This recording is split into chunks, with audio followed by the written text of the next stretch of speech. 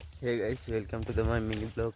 तो गाइस आज हम पूरा दिन का ब्लॉग बनाएंगे शॉर्ट्स में, तो आप बने रहना। एंड हाँ गाइस, अभी मैं जा रहा हूँ क्या करने, थोड़ी देर के बाद जाऊँगा दुकान पे, तो वो ब्लॉग में बना दूँगा। तब तक के लिए बने रहो। पहले क्या बोलते हैं उसको? मक्के को खोल लिया, मतलब उसके छिलके निकाल लिए, पक चुके हैं। तो अभी हम इधर आए हैं, आपको दिखाते हैं। अभी आ चुके हैं हम गाइस।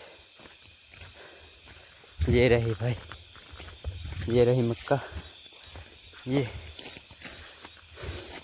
और देखो गाइस, ये मैं और राहुल आए यहाँ पे, ये देख सकते हो।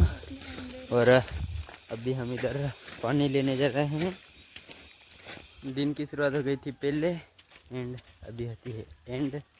तो जय जोहार, जय आदिवासी, and thank you for watching, bye.